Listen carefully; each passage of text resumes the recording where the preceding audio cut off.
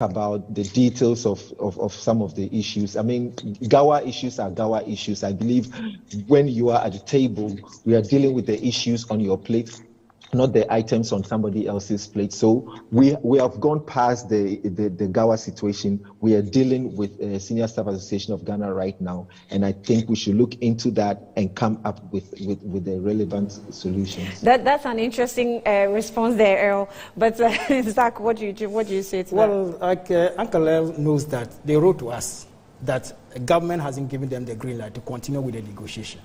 If government hasn't given them the green light to continue with it, what it means is that in our own definition, it means that there's a stalemate. Because we do not know whether we are going forward or we are going backward. We have no idea. He has assured. In fact, he says that, well, with Gawa, even if they have attended to Gawa, it's not on your plate. So you can We are not even talking. We are just trying to point out how government has been unfair to us. Because if you say you were giving the market premium and the non-basic allowance to critical service providers or people with critical skills, I'm saying that extending it to CRUSAC, extending it to other unions, and ignore that senior staff cadre, I think that it is not fair. Right. We're done, but quickly... Chamazak, hello. Yes, Chamazak, yes, Earl. Look at me. Chamazak, look at me. Chamazak, you know that your issue concerning market premium, interim market premium, which is, of course, the non-basic allowance we are talking about, has not been ignored. We tabled a figure which senior staff rejected, right or wrong? That's correct. Was there a communication from your end? Tell the wonderful lady that, yeah, they tabled a figure, we are not happy with it. But if you paint the picture that government has entirely ignored you, government has not dealt with the issue, we've dealt with Gawa and we've forsaken senior staff, that is inaccurate. That's what I'm talking about, senior. Thank you for that intervention. Are you still going to go on with the indefinite strike? Yes, we are going to continue. From here, I'm going to join him in a meeting. We'll meet at the Minister of Employment and Labor Relations. Thank you very much. El, that's the update, to you there, that they're still going to continue with the strike. So. Sure. Yeah, the Honorable Minister is there, the Deputy is there, and some other key players are in there. We're waiting for him. And in fact, some of his colleagues are here. So from here, we are just going into the meeting to continue. So, yeah, when you embark on the strike, you tie the hands of the parties. The labor law frowns on being on strike whilst negotiations are going on. Oh. So it will be prudent if they will call off the strike, because the law does not allow us to negotiate. But it is in good faith that the Honorable Minister has invited the parties to look into it, although this strike talk is still going on. And then at the end of the day, when you declare a strike, we have to go back to the National Labour Commission. National Labour Commission will say what? They'll say the parties, the party on strike should call off the strike, and the parties should go back to the negotiation table and come to an amicable understanding. So what would be the point of going on strike when the solution is lying right here? Right, ANKRAH, thank you for joining us. Thank you. He's a PRO for the Fair Wages and Salaries Commission of Public Universities of Ghana. Thank you for joining us here. We'll deal with some other stories. And the second phase of COVID-19 vaccination in the country has started. The Director General of the Ghana Health Service, Dr. Patrick Kumar-Boakye, has said persons within the Greater Accra and Ashanti and Central regions who received the first dose of 1st to the 9th of March will be receiving the second dose. Our correspondent Eugenia Akofakumi is at the International Press Center, which happens to be the center for the vaccination, to bring us the latest situational updates.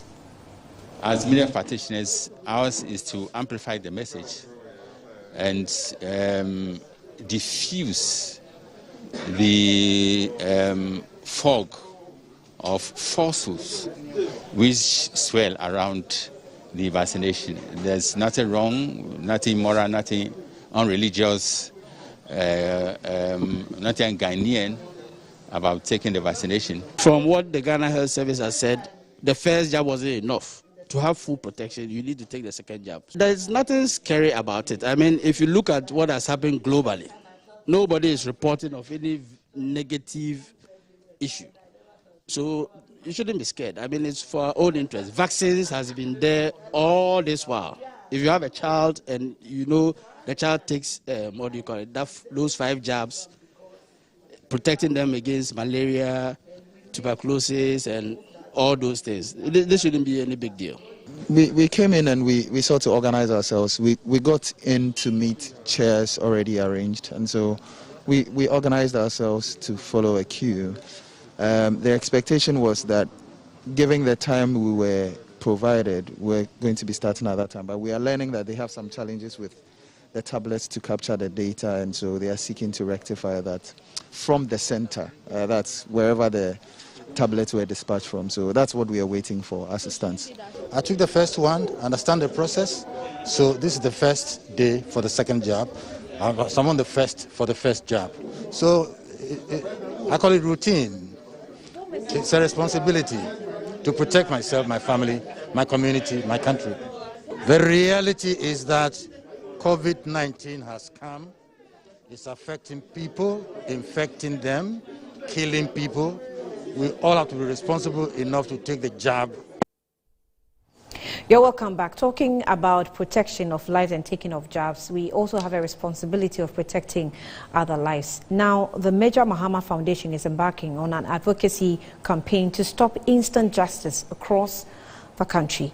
4th anniversary of Major Mahama's anniversary comes off next week, and there are several activities lined up to mark the occasion. In the studio with me is Augustus Ejakwa, who is the organizer of the Major Mahama Foundation. You're welcome to Newsbeat on Metro TV. Good afternoon. Good afternoon. How are you? First of all, how's the family? How's everybody doing? By God's grace, everybody is doing fine. So the foundation so far, when it started, I actually sought to get some t-shirts. I still haven't gotten the t-shirts. Oh, it will come. But I'll get it later. Yeah, you'll get it. So how did you, when the foundation started, how has the battle been so far for years? Yeah, well, it's not been easy. It's not been easy anyway, but when you are beginning something, it's very difficult. But as time goes on, you get there. So from the beginning, it wasn't all that easy for us. But as time goes on, well, we are managing it through a little bit by little. So have we recorded some successes with the advocacy? Because after Major Mahama's incident, we still have a number of cases. We don't know if the message has really gone down well with people to stop instant justice. Well, I would say some of the messages have not gone yet. We are still creating the awareness to let people know that mob justice or attacking somebody, maybe in the name of the person is a criminal or not a criminal or whatever it is, and the whole mob will just bump onto the person and take the person's life away. Sometimes, even if the person has not passed away or the person is not dead, it even traumatized the person. So, so far, we've done some outreach programs to educate people on these mob activities. But I would say our success is, let's say, 40%, but we are still getting there. 40%? Yeah, 40%, because we did a survey and we went to communities and we're doing a survey, and almost all our responses that we compiled was, right now it's up to 14 people. Even when we went to court, the other time we were in court, they didn't turn up. Sometimes we go to court, they say it has been adjourned to days, a whole lot of process